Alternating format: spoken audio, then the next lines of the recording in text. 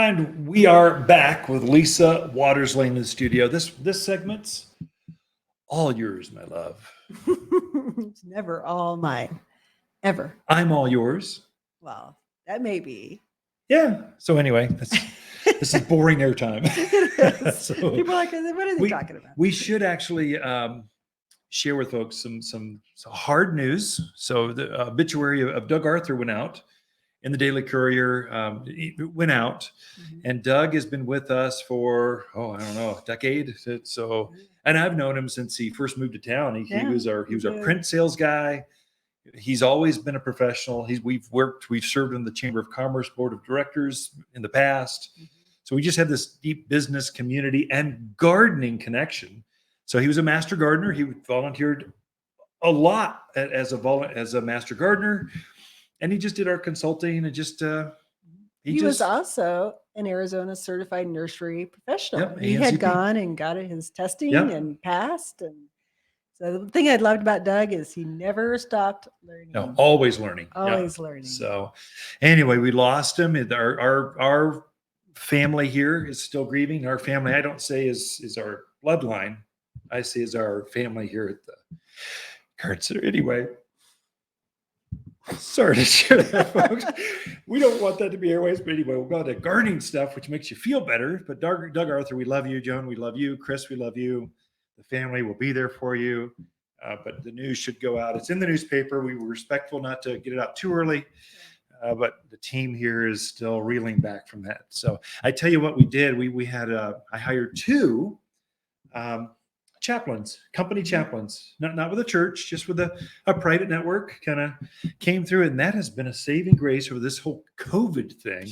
People are they have a hard time. What do I do? So where am I at? And what's really going on? And who do I talk to? And I can't do that. I'm not very good at that. If it's a spreadsheet, I got it. But connection. So we hired a couple chaplains, one female, one male, to go talk. And they have been, thank you, Steve. Thank you, Jennifer, for you guys being there for us, the Waters team. It's just part-time.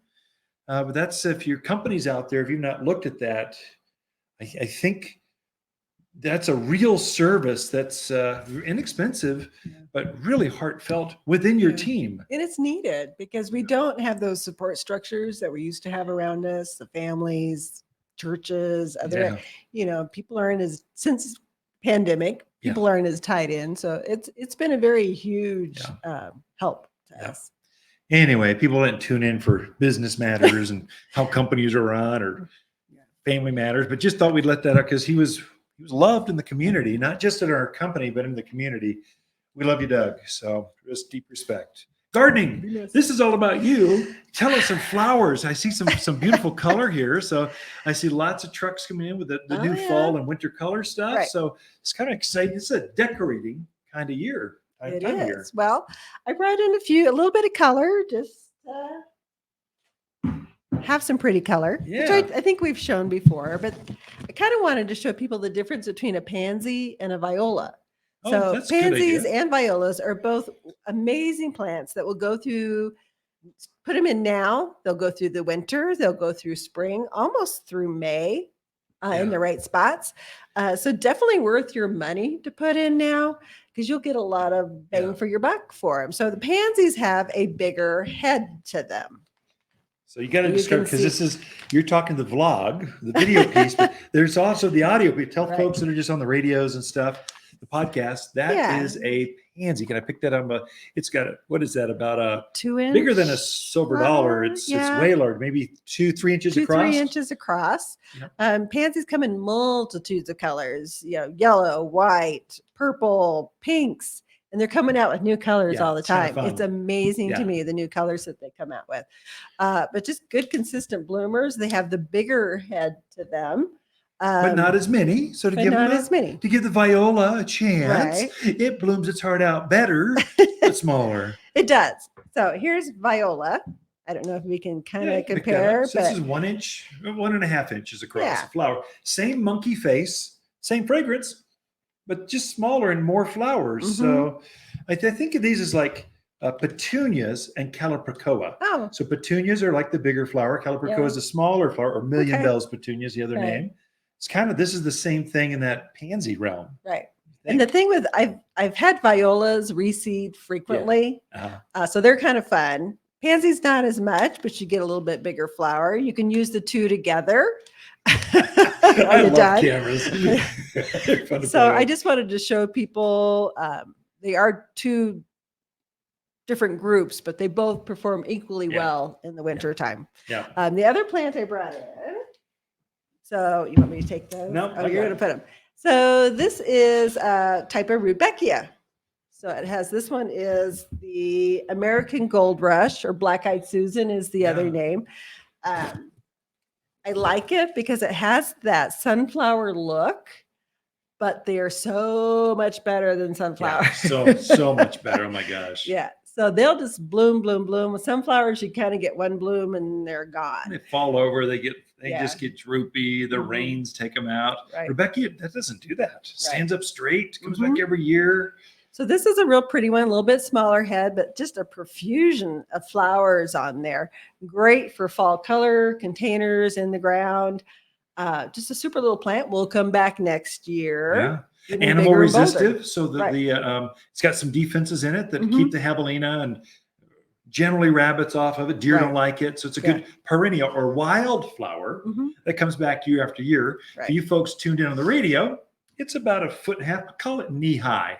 It's got 100 flowers on it, all that look like miniature kind of sunflowers, about 2-3 inches across. So black center, yellow petals coming off.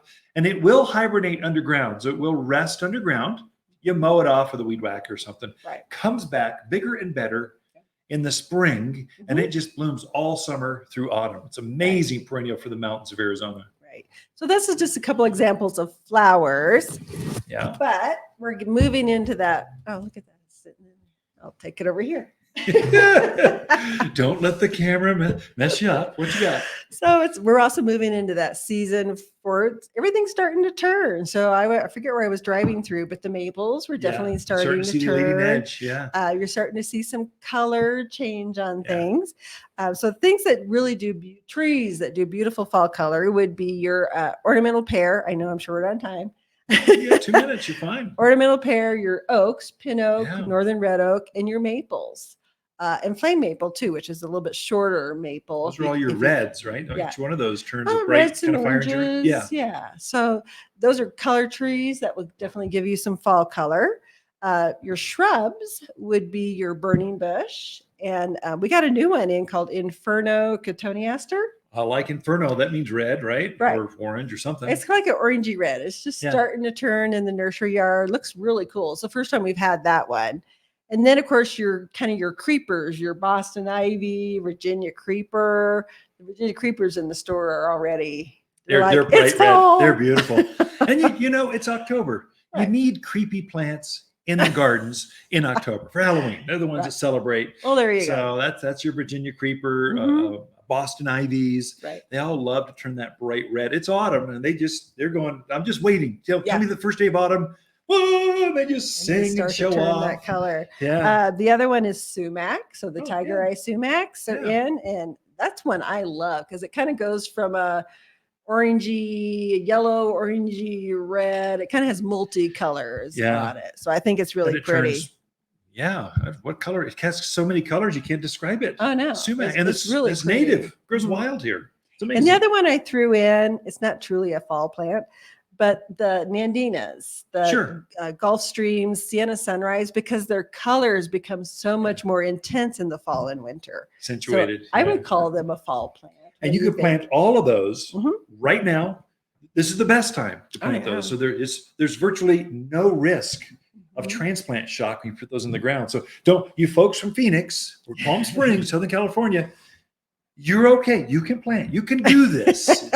It's autumn. These are 4-season plants. Right. They like being planted now. So Ken and Lisa Lane, the Mountain Gardeners. That's it for this segment. We will be right back after this.